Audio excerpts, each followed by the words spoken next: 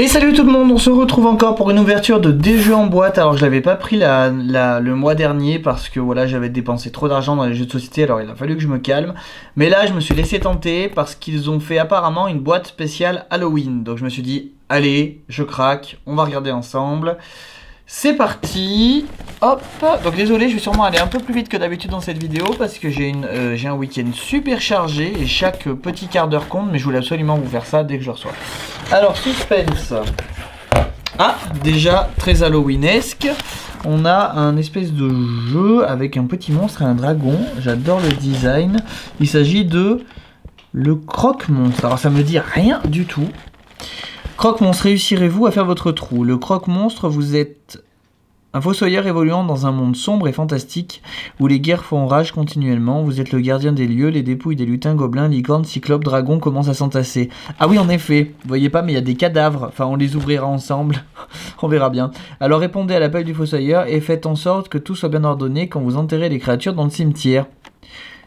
Bah, c'est bête, mais le principe, enfin, le speech de départ, je trouve ça sympa. Donc écoutez, on verra bien quand on l'ouvrira. Continuons. Allez.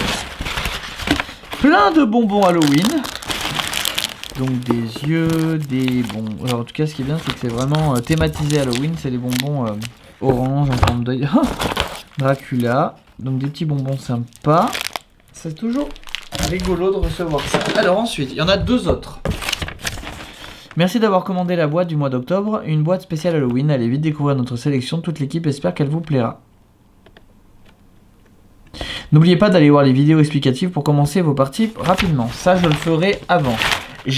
Toutes les boîtes que vous avez choisies, si vous passez par là, Alexandre, je crois, si tu passes par là du coup, sont magnifiques. Mandragora, ah ça vend du rêve, hein. C'est très joli.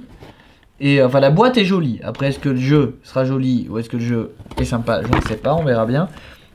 Encore un jeu de cartes de Bruno Catala. Ah, non, ça me disait rien. C'est le Black Magic Friday. Les boutiques de sorcellerie font leur solde, l'occasion parfaite pour refaire votre stock d'ingrédients magiques et enfin régler leur compte aux autres sorcières de la contrée. Vous avez confié votre liste de courses à l'apprenti, mais apparemment vous n'êtes pas seul. La seule.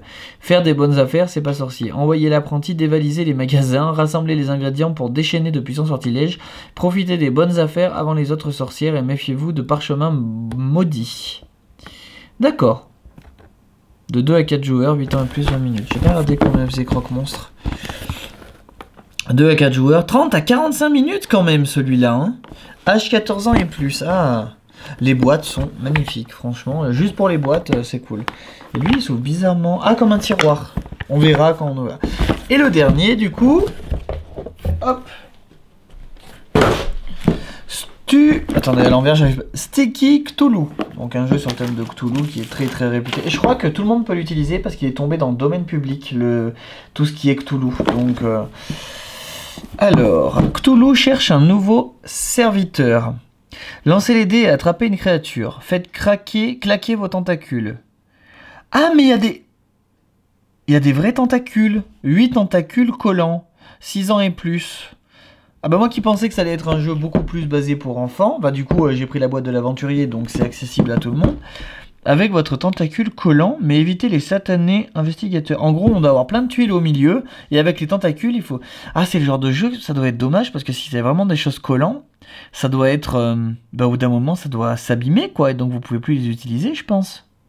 Et gagner... Mais après, ça peut être fun dans le principe, quand même. Et gagner le plus de jetons profonds pour remporter la victoire. Malgré terrible malédiction.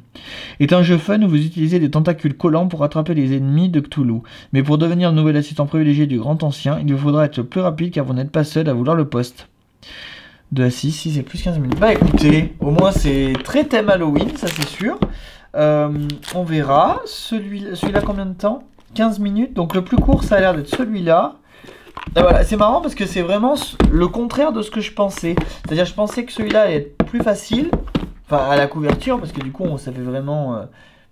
non, celui-là, pardon, elle allait être le plus facile. Bah écoutez, ça a l'air cool avec 8 tentacules collants. J'adore, les 3 couvertures sont super belles. Je vous les remontre une dernière fois.